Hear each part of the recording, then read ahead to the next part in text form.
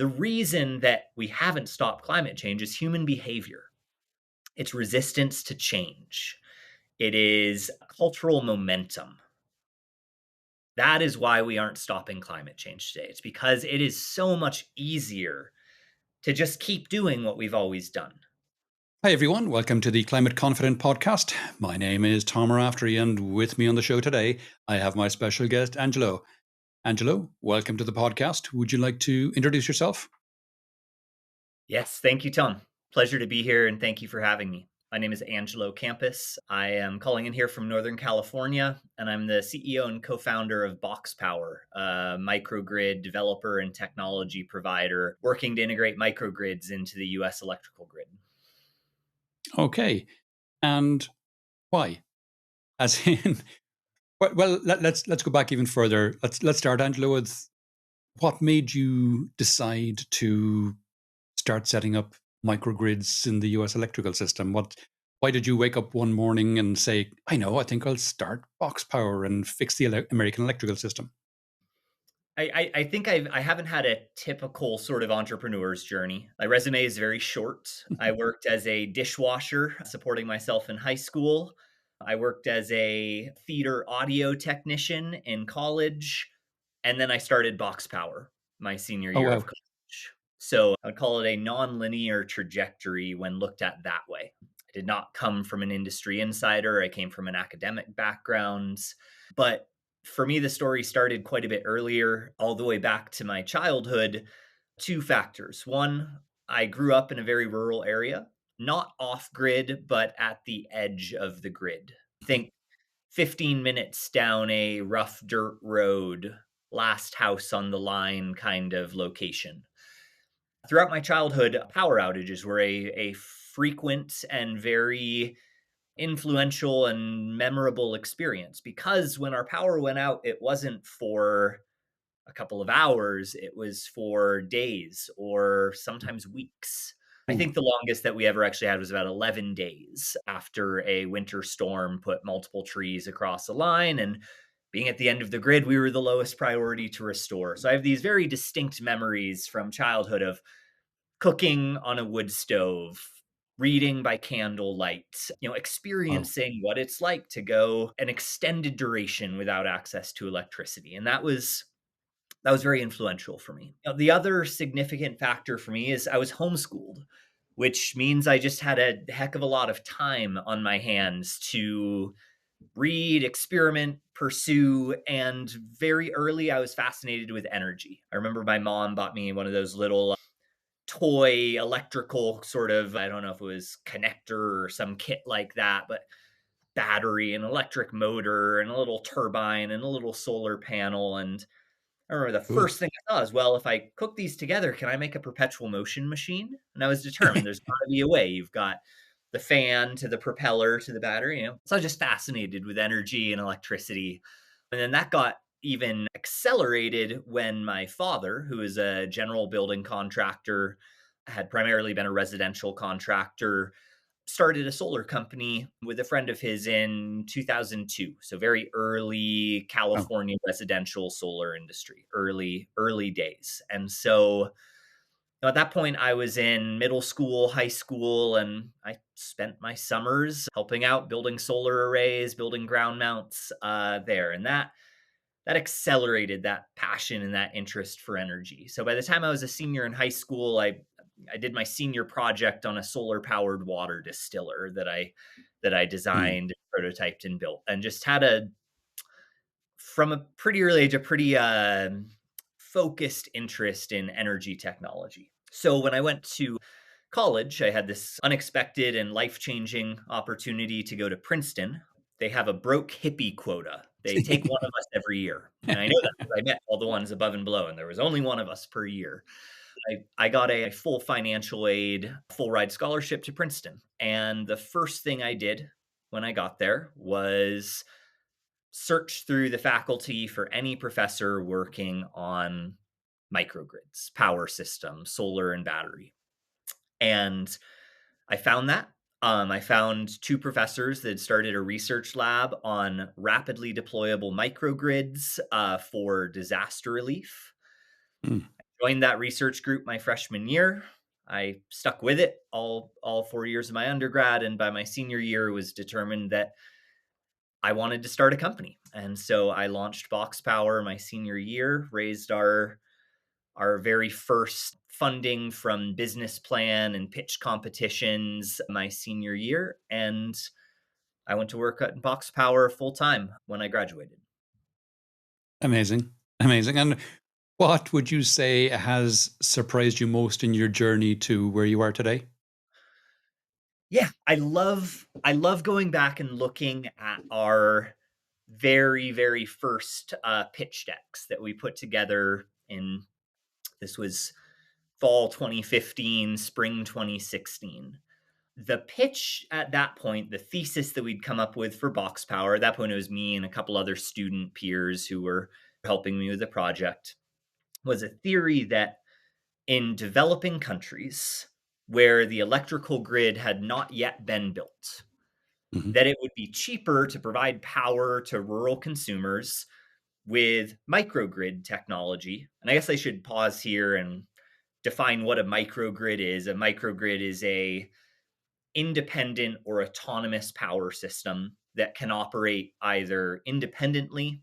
The term is often used as islanded. That's where it doesn't have any electrical connection to the macro grid, or sometimes in parallel to the grid. So it's this idea of a system that can isolate itself and operate independently, or in some cases, synchronously with the grid. Bit like Um, Texas. yes, Texas is a huge microgrid. I guess one would argue that it's actually a small macro grid, but yes, microgrids come in all shapes and sizes. And the definition of micro is relative, I guess. All Yeah. grid, if zoomed out far enough, is a microgrid, but relative to scale. And our thesis was that building distribution infrastructure, building and maintaining distribution infrastructure for rural populations was very expensive. There's a question of population density, Mm. customers per mile of line, or rather, consumption per mile of line. And our theory was simple: it's cheaper to put in microgrids for low population density areas than it is for high population density areas.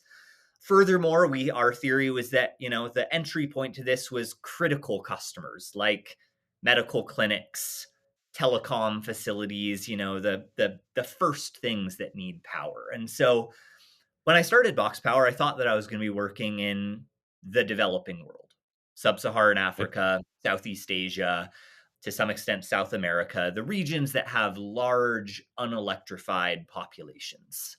Mhm. And we have done a little bit of work in those spaces. To come back around, the biggest surprise was that we are doing exactly what we described in those original pitch decks, but we're doing it here in the US. And we're doing it in areas where the electrical grid was already built. It was built 50, 60, 70 years ago when labor was practically free relative to today and environmental regulations weren't really a thing. Post war economy, we were all about building infrastructure across rural America. Well, that infrastructure is now 70% of it is over 50 years old. 70% of it is past its expected life. And the cost of rebuilding, repairing, maintaining that distribution infrastructure is monumental. And so our work today is based in the exact same thesis we had before. It is cheaper to build and operate microgrids in rural areas, but we're doing it replacing where the grid was previously built, where we are coming in and either supporting or fully replacing portions of distribution infrastructure in rural areas where the cost of either upgrading, maintaining, hardening is something we can talk about, the impacts of climate change and Mhm. extreme disaster events necessitating a harder grid, more durable. We're building those microgrids here in the US. And so that's the biggest surprise to me, is that we had the right thesis, but we did not see that thesis applying in the United States of America, where we have a 99.99% electrification rate and interconnection rate. That's the biggest surprise. Interesting. Interesting. And I'm assuming your microgrids are not powered by small coal-fired thermal plants. No, no, that would be a twist, wouldn't it? Micro coal generation, the future of coal power. No, Clean coal power. our microgrids are primarily solar, battery, and inverter based. We do use backup generators, and that is something that makes us somewhat unique within the microgrid space. I'm absolutely an environmentalist, but I'm also a pragmatist. For significant portions of this country, getting to 100% renewable today with solar is cost prohibitive, particularly as soon as you start going towards the northern half of the country where you have long, dark, wet winters. Mhm. A 100% renewable microgrid is a not impossible, but a very challenging and very expensive task. And so from very early on, we took a pragmatist approach of what is the highest renewable fraction that is economically practical.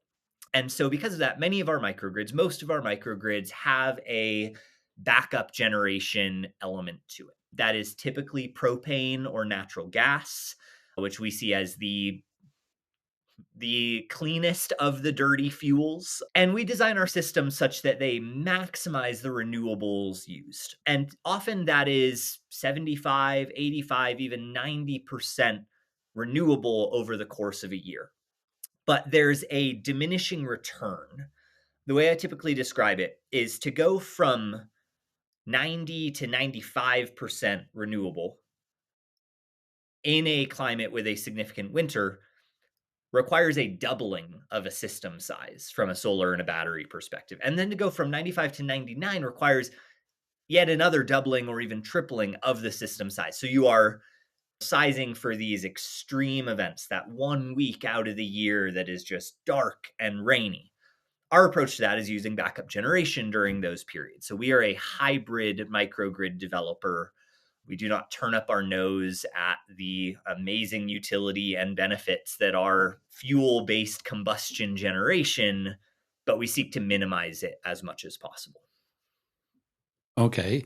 And who are your customers? Are you selling to utility companies? Are you selling to municipalities? Are you selling to, I don't know, small medical facilities, like you mentioned, that are at the end of a 15-minute drive, or schools, hospitals, hotels, resorts, farms, all of the above? I think we have done almost all of the above. I don't think we've done a hotel yet, but I think every other customer you just listed there.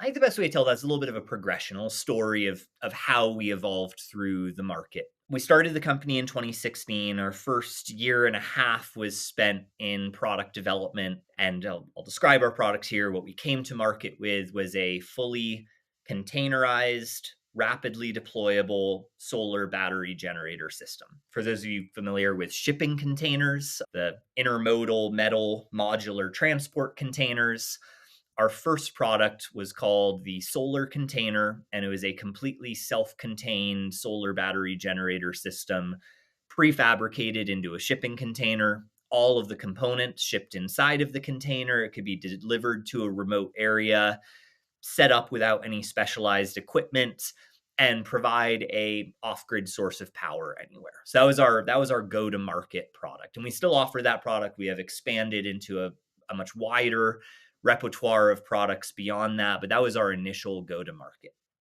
And right around the time that we were sort of finishing testing certifications of that product, Hurricane Maria happened, devastating Puerto Rico's electrical grid. We were in the finishing stages of testing, MVP 1.0 commercially viable product. And as soon as Hurricane Maria happened, we jumped into action, started looking for disaster relief organizations, local nonprofits in some of the harder hit areas. We ended up connecting with a community center in outside of Humacao, Puerto Rico, the community of Mariana. There's quite a few articles you can find online about the project and the community. An amazing story of one of the hardest hit communities in Puerto Rico coming together, grassroots organizing, a long history of a strong cultural arts organization being sort of the like threads and the roots that brought this community together to take care of themselves because no help came from FEMA for over a month. Power was not restored by the grid for over a year to the community of Mariana. About 3 months after the hurricane, we came in with our rapidly deployable solar container. And so that was our first project. We delivered a rapidly deployable solar battery generator system to the school of Mariana that became sort of a hub, community kitchen, school, medical facility, all of the critical resources a community needed, all the critical resources of a community coming together there. And we provided the power. That was our very first project. And we've had a history over the years of supporting disaster relief organizations, hurricanes. We work with some large international disaster relief organizations to deliver these rapidly deployable systems into areas hit by disasters. A second market for us very quickly became tribal and indigenous power. I mentioned earlier that the US claims well, on the World Bank website, they round up to 100%. It's actually 99.99 something percent electrification, but that 0.001% is overwhelmingly and disproportionately indigenous, tribal, and reservations in the US. Right. A, a fairly horrifying statistic that I found was that 30% of residents of reservations across the US do not have access to electricity. In the Navajo Nation alone, a recent census showed that 18,000 households across the Navajo Nation have never been served power. The Pine Ridge Reservation, a similarly large, I think, 8 to 10,000 households without access to grid power. And so we quickly became involved with some of these tribal and indigenous communities. And one of the second areas after Puerto Rico where we began deploying projects was in Alaska, home to a significant indigenous population and also home to some of the most remote communities in the US. There's 260 fully off-grid communities in Alaska that have never been Wow. connected to the electrical grid, that rely on 24/7 diesel generators for power and exorbitant costs of energy. And so we began working with tribal entities to bring power to either unelectrified or replacing generators in these. And we've done a number of projects in Alaska. We're working in the Navajo and Hopi territory there. And this has been a major mission and passion for mine throughout BoxPower. I was an engineering major, but an anthropology minor in college. And so a focus on development, economic development, the incredible importance of energy sovereignty. And so that has and continues to be a major part of what BoxPower does, is supporting tribal communities as they seek energy independence and energy autonomy. But that also introduced us to working with utilities. We worked with some of the tribal community utilities. And from there, that gave us both the experience and the perspective to start working with larger investor owned utilities. And so it was Right. 2019 when we landed our first contract with Pacific Gas and Electric here in California.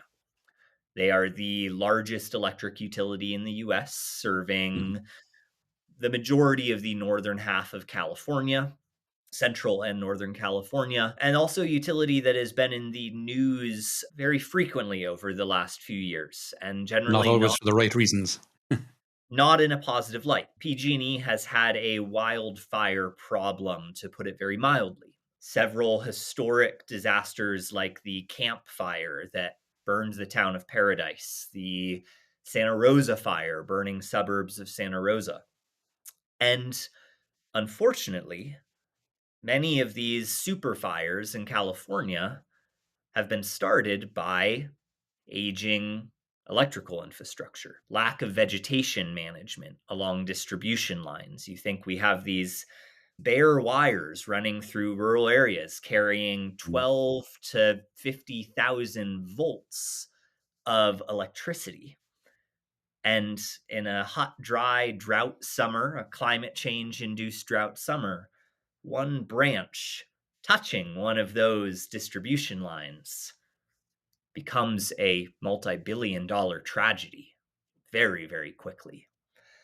And so PG&E, to their credit, after a number of these incidents, enacted a massive grid hardening initiative. How can they reduce the risk of wildfires in their distribution infrastructure? And many of that is very traditional means: better vegetation management, clearing trees away from the lines, covered conductors that have a PVC coating over them that significantly reduces the chance of that. For even more extreme areas, undergrounding, putting the Mm. wires underground. And all of those are good solutions with their place where it makes sense. But none of those make sense for end of line customers, very remote communities, households like Mm. where I grew up in, 15 Mm. minutes down a dirt road. The cost of undergrounding is about $3 million per mile in California. Wow. The cost of overhead conductor, about $1 million per mile. The cost of vegetation management can be $50,000 per year per mile. None of those are economical for remote communities, end of line customers, or those low population density areas. And so, to PG&E's credit, they pioneered the first utility to launch a remote grid program. We are their partner in that. We deployed their first several remote grids, and we essentially sit next to their distribution planning team. And they have these long lists of, okay, we're going to vegetation manage here, covered conductor here, undergrounding here. And we get to sit beside them and say, well, this is what it would cost to serve that with a microgrid. Is it more or less? This is what it would cost to serve it with a solar plus battery system. And they're increasingly deploying microgrids as a alternative to undergrounding or covered conductor. And these microgrids either permanently replace the distribution line. There are many Mhm. scenarios where they completely remove and eliminate that distribution line, and the customer or customers are served by a fully off grid system. There's other applications where it makes more sense to just be able to de energize the line for the duration of wildfire season. And Right. during those hot, dry months with high wind events, serve the customers with an off grid solution. And so that idea of a investor owned utility deploying microgrids as a distribution asset. There is generation, solar produces energy, but the function is replacing a distribution asset, is a radical new idea for utilities. It hadn't been done in the US prior to that.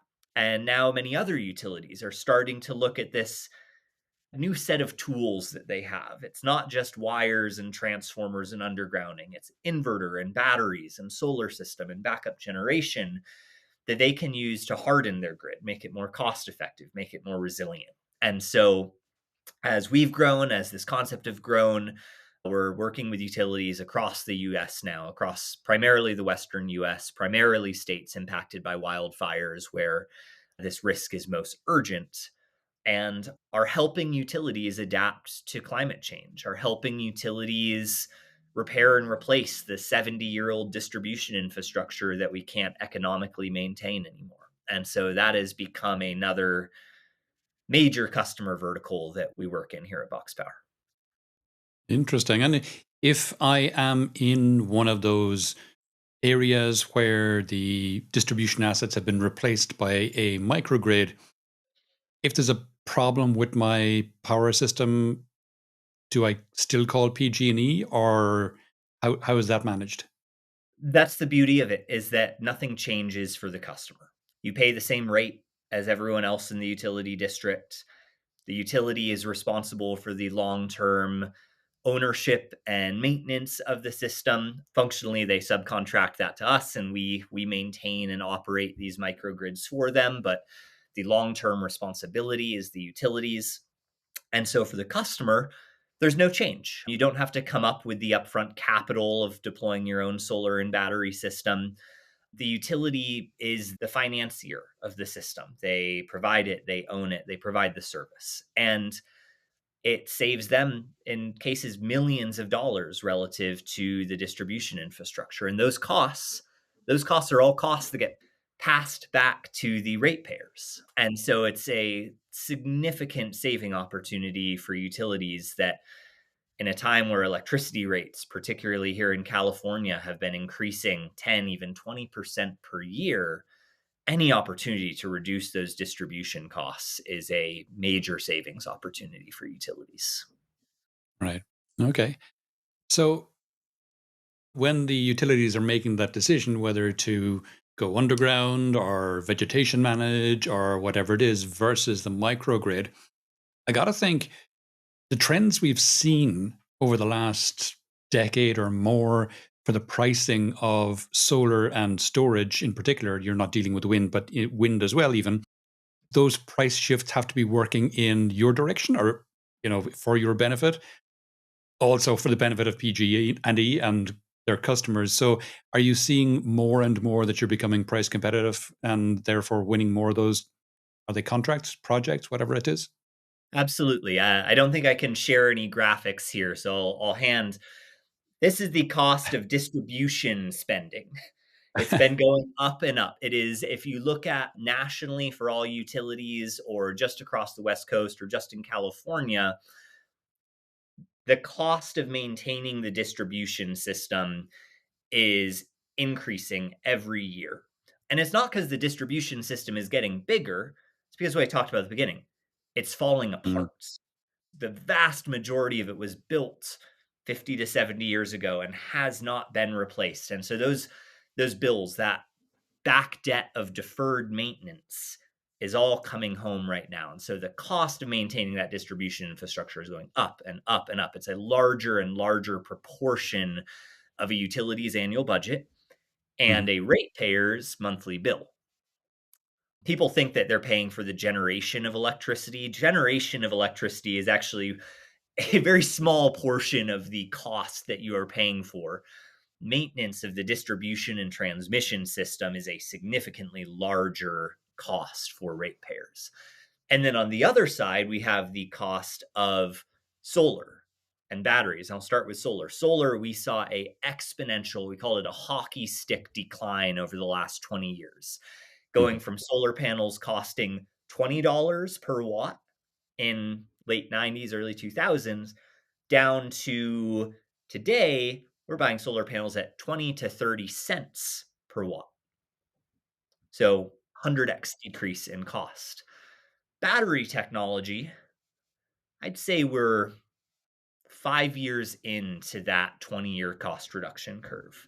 We've seen lithium batteries come down from over $1,000 per kilowatt hour 5 years ago to $200 to $300 per kilowatt hour today. And they're not done dropping Mm. because the main drivers there, the industry is still relatively early.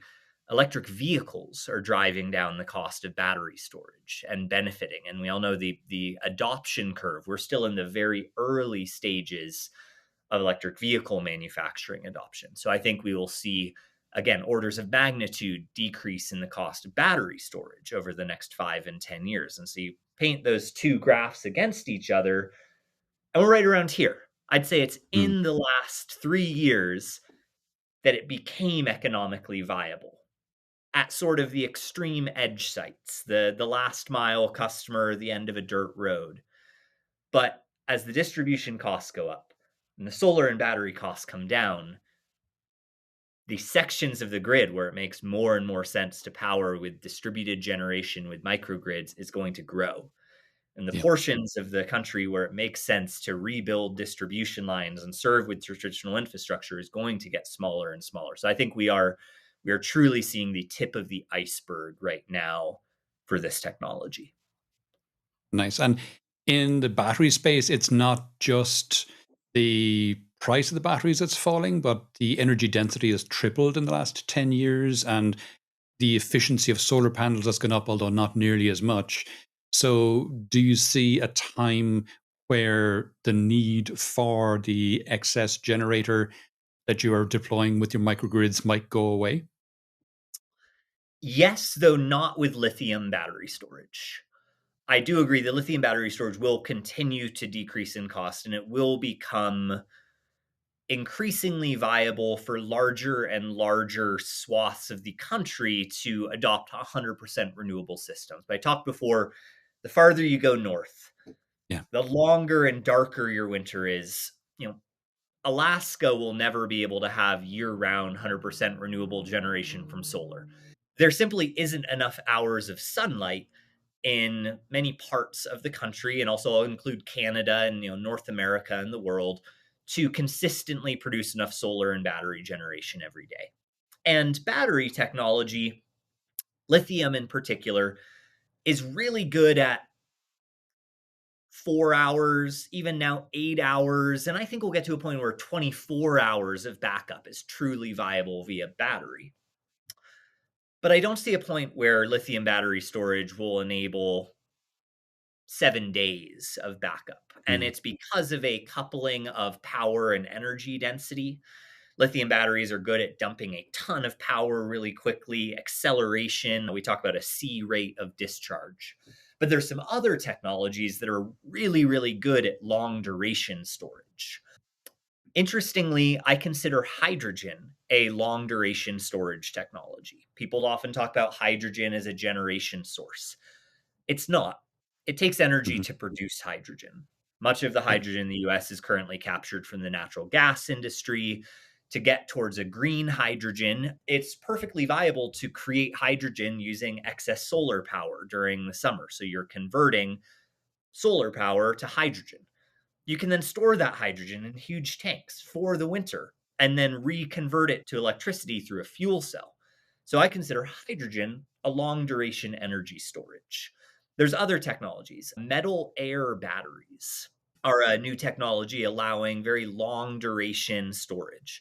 They don't have the acceleration of lithium batteries. They don't have the ability to dump all of their energy in 2 hours the way that lithium does, but they're really good at storing energy for 80 hours. There's other battery storage technologies similar to that: zinc air, iron air, oxidation redox, ox redox batteries, which they Yeah. often call liquid batteries, that are currently in the scientific proof of concept or pilot stage.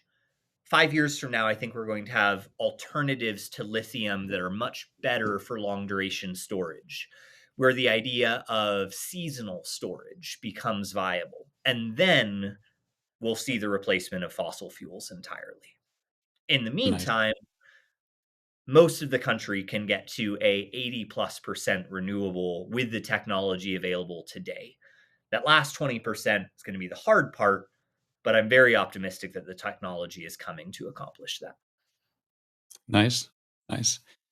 Angelo, you mentioned that you have a background in anthropology as well as engineering. That kind of feels like a bit of a setup to a great superhero origin story. If BoxPower were a character in a Marvel or a Star Wars film, who would it be and why? Well, I've never watched a Marvel movie. There's maybe a surprising secret, so I couldn't answer that. Well, my favorite character from Star Wars is C-3PO, and I think that maybe captures a little bit of the technical capability, but trying to understand how humans really work. What drove me to start studying anthropology was the realization. So my academic career, I worked in microgrids the whole time, but I actually Mhm. switched around majors 6 times during that. I spent time in the climatology department, the electrical engineering department, the civil engineering department, and the geotechnical engineering department. Part of what drove me to bounce around like that was the frustration or the realization that we have all the technology to stop climate change today. People talk about needing some breakthrough small modular nuclear reactors. It's not true. We Mm. have the technology today to dramatically reduce, maybe not eliminate, but dramatically reduce to pre 1980 levels our climate emissions with the solar panels we have today, with the batteries we have today, with the wind turbines, with the energy efficiency improvements, which I think is the most overlooked. You can't Yep. generate your way out of climate change. We need to reduce energy consumption, more efficient buildings, more efficient materials manufacturing. And all of that exists. The reason that we haven't stopped climate change is human behavior. It's resistance to change. It is cultural momentum. That is why we aren't stopping climate change today. It's because it is so much easier to just keep doing what we've always done. Change isn't accomplished by a breakthrough technology. Change is accomplished by adoption of technology. And that was where I originally thought when I started, I was like, oh, we need to develop new technologies. And realized, no, we need to implement the technologies we already have. We need to facilitate change. We need to change minds. We need to help the institutions, the organizations that be, we need to help them change. Or in other cases, we need to force them to change. And that is what drove me to anthropology. It was the question of why why don't some people still believe in climate change? Why is that still a controversial topic? And even among those who do believe in climate change, why haven't we eliminated fossil fuel vehicles? Why haven't we eliminated single-use plastic packaging? Like there's all these obvious solutions and the answer is because people don't like change. People are slow to change. And so it was that contradiction that drove me to ask the question of why are people like that? Why is change so hard? Why do we have this resistance to it? And I haven't answered that. I haven't solved it. But I think that perspective for me that at the end of the day, technology will only get us so far. It is people and it is behavior that will be the actual barrier is what fascinated me about anthropology and what drove me there. And I think has been very influential in my thinking of how we work as a company, the work we do, all the way down to the reason of why we work with utilities. Believe it or not, we get a lot of criticism for working with utilities. Utilities have historically been sort of the enemy of distributed generation, of microgrids, of renewables. And I would say it's for a couple of reasons. There may be some selfish element there of, utilities have enjoyed being a monopoly on power generation and power services for 100 years. And distributed generation and solar is a direct threat to that monopoly, or at least is perceived as one. There's also just a risk aversion. Utilities are like governments that they just move slowly. They're huge bureaucratic machines. They have not, for the most part, embraced renewables and microgrids and DERs with open arms. And because of that, there's been a lot of hostility between the Mm. solar industry, the battery industry, utilities, and us versus them. I immediately saw utilities are an irreplaceable fact of our electrical grid. They're here. They own wires interconnecting almost every home business in the country. They have an immense amount of value. We can't just change around them. We can't leave them behind. Whether we like it or not, utilities are too big to fail. They're too valuable to fail. It's why PG&E has been bailed out 5 times in the last 8 years out of bankruptcy, is we need them. And I believe that the renewable industry and the microgrid industry, we need to bring utilities along. We cannot just innovate and change past them. We can't leave them behind and solve the problems if they're still digging their heels and saying, no, centralized generation and transmission is the only way. They will be a barrier until we open their minds to the new tools, the new models, the new generation sources that are available to us. And I think That sort of pragmatism came from my background in anthropology along with my engineering. We have to live and work within the circumstances and the environment and the world and the players that we have to accomplish change. As much as I would like to just start from scratch and build a new electrical grid of distributed microgrids, that is not going to get us out of the way of catastrophic climate change. We need every player together at the table working together to do that. Okay. And where do you see the microgrid space going in the next 5, 10 years? Yeah. I can see it going two ways, or rather, I can see it going in many ways depending on the innovation and pace with which regulatories and utilities change.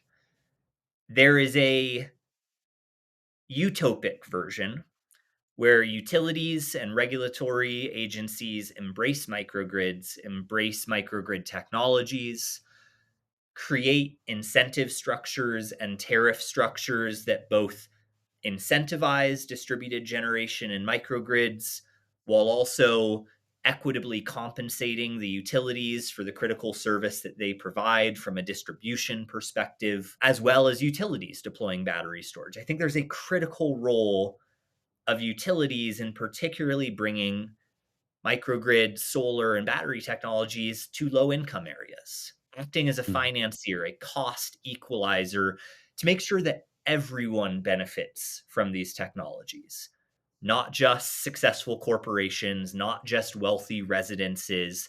The utilities' role needs to be the great equalizer that ensures that reliability stays relatively consistent across a distribution and you don't have a inequality of reliability along socioeconomic lines between those who can afford their own microgrid and those who can't. And so I do believe there is a positive outcome where utilities adopt modern technology behind the meter generation and are compensated in such a way that there is still a viable utility business model. But it doesn't look the same as it is today. It is not a purely centralized generation, transmission, and distribution model. It is not a radial single directional. It's a mesh, it's a web, it's bidirectional, it's flexible. That's the utopic vision. Mhm. The dystopic vision is utilities don't adopt. They don't embrace this technology. They don't allow it. They don't advocate for these equitable rate and tariff structures that both allow microgrids behind the meter generation, provide it to low income communities. Instead, they dig in their heels and they resist. They say, no, no, no, change is scary. We don't want change. Change is hard. Think of all the technical specifications that we would have to rewrite to allow this. That will take years. Like, that's the kind of obstacles we have. There's something called the utility death spiral. It's been well publicized. It's not my Mm. term. And it's what happens when utility rates start going up and up and up. And behind the meter generation technologies start getting cheaper and cheaper and cheaper. And you start getting something called grid defection. We saw that massively in Puerto Rico after Hurricane Maria. There wasn't a grid for a year, and so tens of thousands of Puerto Ricans built off grid solar and battery systems in their homes. Well, when the grid was repaired, they said, where have you been for the last year? We don't need you. A utility's electricity costs are their total electrical sales divided by their total cost. And that's how they set their rates for the next year. Now, two things can cause those rates to go up.